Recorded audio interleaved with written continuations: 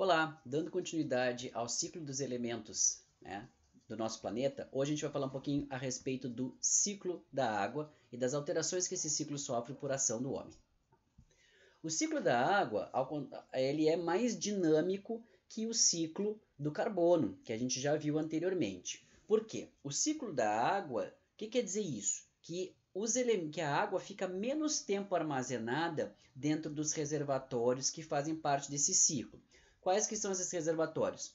Os lagos, as lagoas, os mares, os oceanos e também a atmosfera. Então isso significa que a água circula mais rápido dentro desse ciclo, que vai dos corpos d'água, como mares, oceanos, lagos e rios, para a atmosfera e depois vai da atmosfera para os corpos d'água de novo, mais rapidamente do que o carbono faz esse ciclo dentro da natureza, tá? Quem que move a água de um lugar para o outro? Qual que é a energia que faz com que a água saia de um reservatório, como por exemplo um oceano, e vá para a atmosfera? O responsável por fazer essa movimentação é o calor que vem do Sol. Então, o calor que vem do Sol faz a evaporação da água dos rios, dos mares, dos oceanos, para a atmosfera. Tá? Então, é isso que move e faz com que o ciclo da água se mova. Como é que esse ciclo funciona? Então, aqui nós temos um rio, representado aqui na nossa imagem. Esse rio ele vai sofrer a ação do calor do Sol, e ao sofrer essa ação do calor do Sol, a temperatura dessa água aumenta e ela entra em estado gasoso, ela evapora. Quando ela evapora, ela vai para a atmosfera. Chega lá na atmosfera, ela encontra temperaturas mais baixas. E ao encontrar temperaturas mais baixas, a água sai daquele estado de vapor novamente e passa para o estado líquido. Ela condensa, virando água líquida novamente. E aí começam a se formar as nuvens. Mais e mais água vai evaporando até o momento em que chega lá em cima, essa água começa a se tornar líquida e cada vez mais água se acumula, formando nuvens cada vez maiores. Quando as nuvens estiverem suficientemente cheias de água e muito pesadas, o que vai acontecer é o processo de precipitação. Por quê? A nuvem não vai conseguir mais segurar aquele tanto de água que tem lá em cima, e aí ela vai derramar a água na forma de chuva sobre o solo ou sobre o mar, sobre os oceanos, onde a chuva cair, tá? Então, aí a chuva volta novamente para a parte baixa, seja para as águas, seja para o próprio solo, e se ela cai diretamente dentro do rio, ela está voltando para o lugar de onde ela evaporou. Agora, se ela cai no solo, ela precisa entrar dentro do solo e ser infiltrada lá para dentro do solo. Quando isso acontece, essa água ela pode ir para grandes reservatórios que a gente tem debaixo do subsolo, né? Então lá no subsolo nós temos grandes reservatórios de água que a gente chama de aquíferos, né? Isso acontece no planeta todo. Tá? Então existem lugares onde ocorrem grandes concentrações de água, como se fosse uma verdadeira represa, lá embaixo no subsolo. De lá, essa água pode ser tirada para alimentar as plantas, né, em camadas mais superficiais, e pode ser inclusive utilizada para consumo humano e para a agricultura, tá? Então, a água pode então cair direto novamente nos mares e nos rios, ela pode cair no solo e servir para irrigar as plantas, ou ela pode se infiltrar no solo e ir lá encher os reservatórios chamados aquíferos, que ficam na parte mais profunda lá do solo, no subsolo. Tá? Quando a gente tem a informação que no mar a quantidade de água que evapora ela é maior do que a quantidade de água que volta com as chuvas, ou seja, sai mais água do mar do que volta a água para o mar com as chuvas. Tá? Então, o mar evapora mais água do que chove em cima do mar. Tá? Então, esse balanço vai ser favorecendo a evaporação.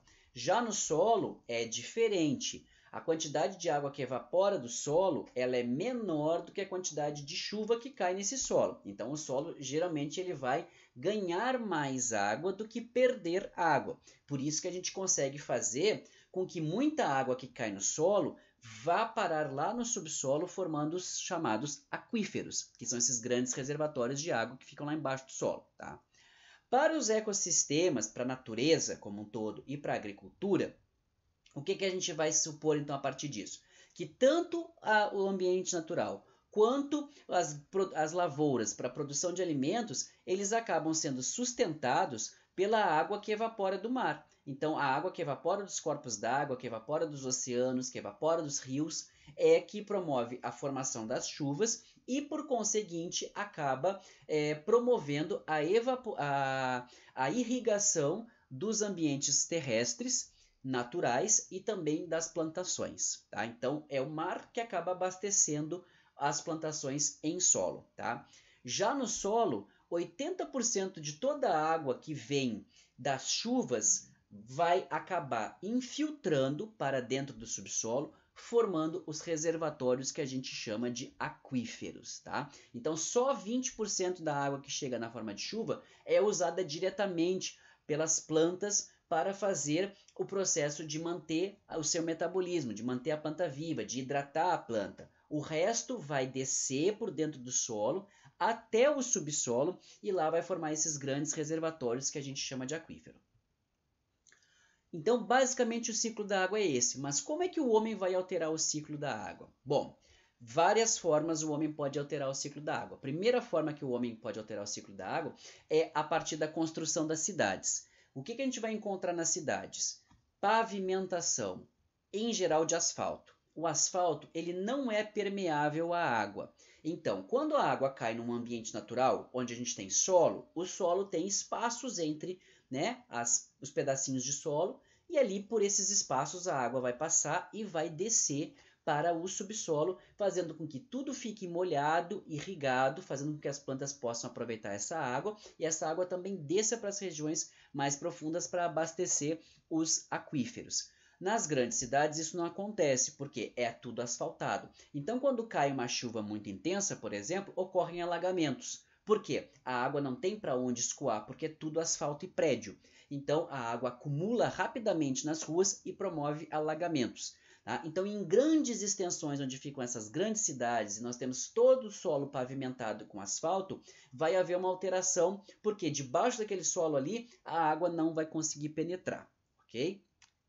Outra coisa que o homem consegue alterar o ciclo das águas, fazendo desvio de recursos de rios e construção de barragem. Por quê? Perceba na imagem ali, quando um rio ele é barrado para formar, né, para se construir uma barragem, se forma um lago natural que vai inundar uma grande região ali ao redor e o rio em si ele se torna um rio mais seco. Por quê? Não tem a circulação da água. Então, em uma região onde, por exemplo, haveria a circulação de um corpo d'água, né, umedecendo tudo ao redor, permitindo com que se desenvolvesse matas ao redor da circulação desse rio, nas margens desse rio, onde poderia haver uma plantação nas margens desse rio, onde se faz a captura das águas desse rio, essa captura não vai mais existir, porque esse rio não vai estar mais passando por esse lugar, porque ele vai ter sido alterado, porque se construiu uma barragem, ou então porque se desviou o curso desse rio para um outro local.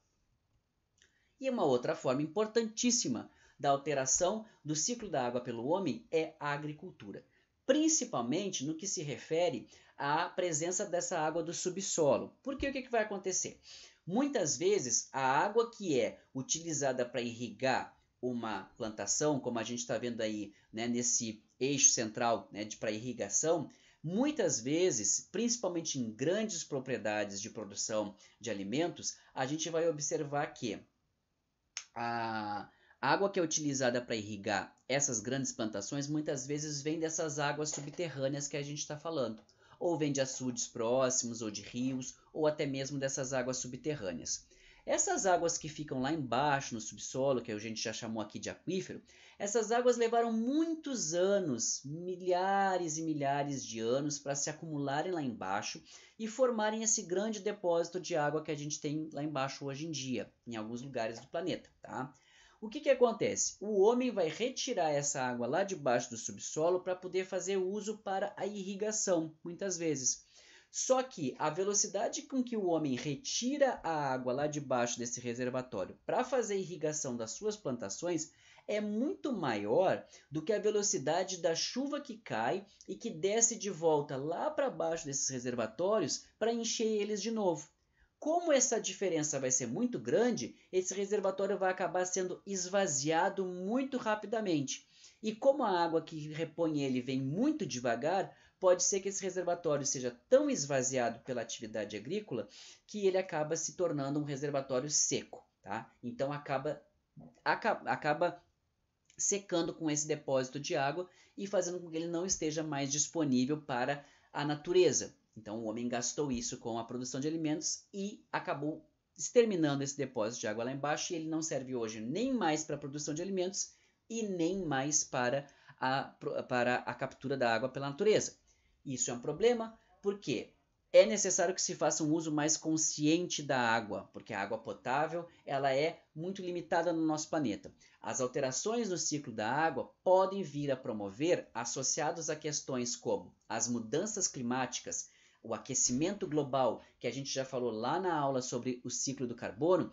Ele também, o próprio aquecimento global, vai levar a uma modificação do próprio ciclo das águas. E isso vai fazer com que possam ocorrer secas muito prolongadas em lugares onde antigamente costumava chover.